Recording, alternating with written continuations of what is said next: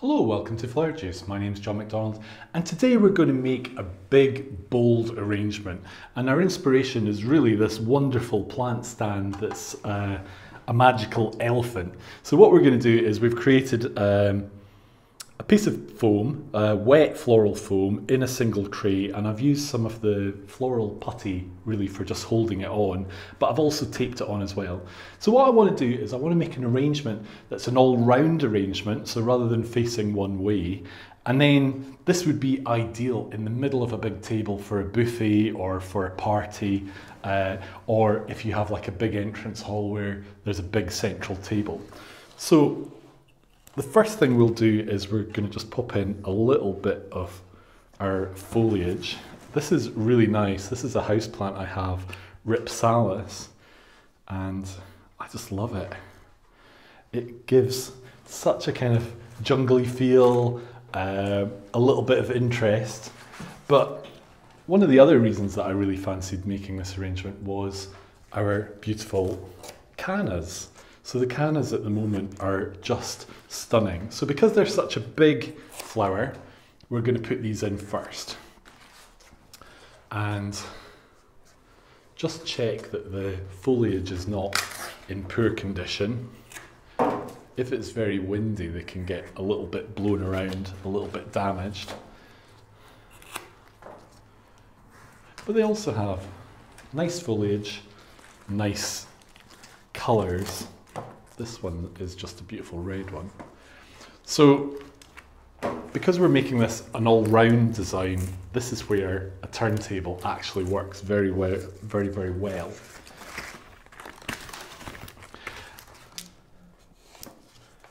And I've got a few big palm leaves, so we'll just put these in kind of opposite each other.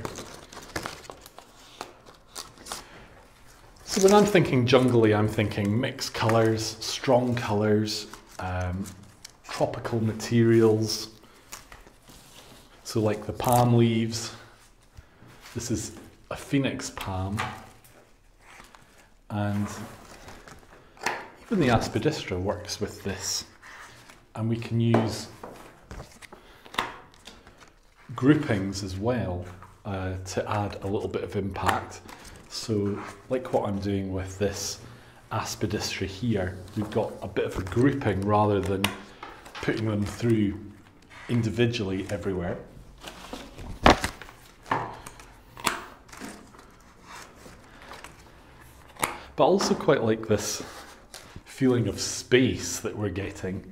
So everything radiating out is really nice.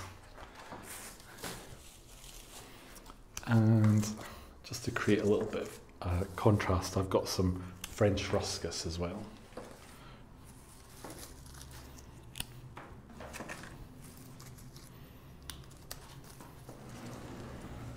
So I've used floral foam, but you might want to use an alternative. You could use a product like Agriwool, or you could, if you had a really nice bowl, use chicken wire or wire scrunched up, and that would be a good alternative to foam. But it depends, if you're making this, what the situation is.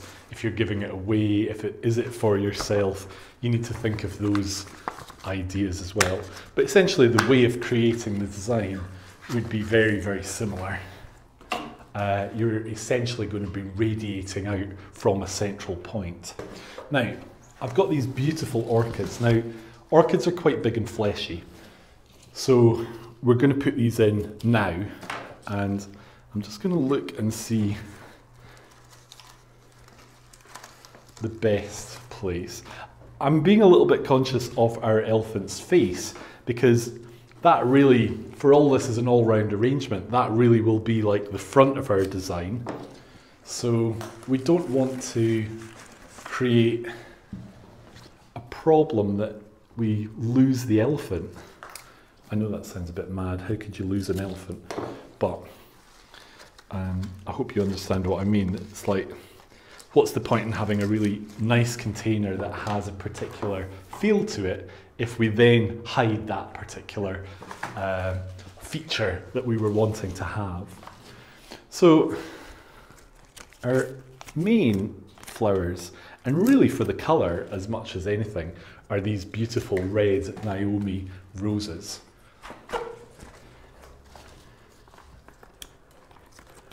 And they're a lovely strong rose, good stems. You can buy them in different grades. This is like an 80 centimetre top grade version, and you really get what you pay for. So if you're wanting a rose to have a big head, then actually it is worth buying a long stem as well. You might not need the long stem, but you're guaranteed that the head will be a good size. So I am taking off any thorns as well as we go. We took some off when these were being conditioned. But once you're making something that is basically public, then you want it to be nicely finished, safe and secure. So that is really removing the roses, the thorns from the roses. Now I've got a little bit of yellow limonium, which is not something I would generally buy, but I think it's perfect for this design. It's giving us a contrast in texture. It's a little bit of a softer colour as well. We can take it in a little bit, and we can even bring it up a little bit.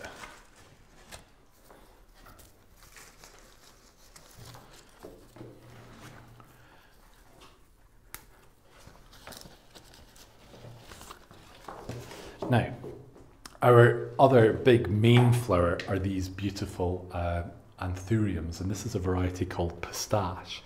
I kind of discovered pistache myself. Well, not myself, but I discovered it that it's the one that I like to use. It's a really strong anthurium. It's got great lasting ability as well. So it's got a good head, it lasts well, and because of the colour, it really goes with so many things. So you're not limited. Some of the other green ones, like Midori, are so green that actually they don't necessarily go with everything. Just adding a little alstroemeria in there. And I think we're going to bring an anthurium up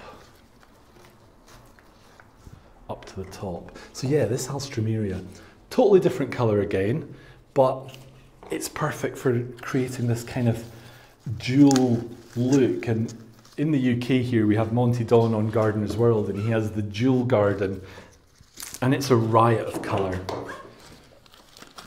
So we'll take his advice and just, if you're going to do it, go with the colours. So this alstroemeria adds another dimension to our big bold arrangement.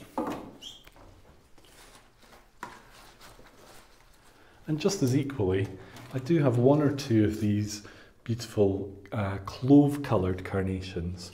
So this is a dark red. It's actually quite nice to put it in deep. But the clove carnation really reminds me of when I first started out with flowers, and we had a variety then called Clove that was really a garden carnation, and it just smelt like cloves, like you would have at Christmas or you would have in your spice rack.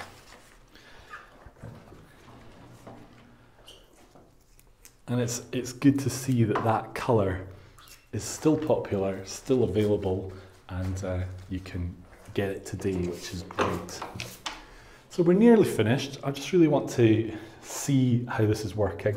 I do have a little bit of solidago, but we're only going to put it in if we need it.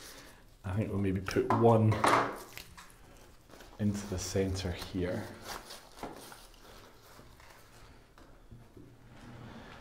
And when you're getting close to the end, you're also wanting to just check that things are balanced, that you're not seeing any big gaps. Sometimes when you're working close to something, you tend not to see everything. You're too close to it in some ways.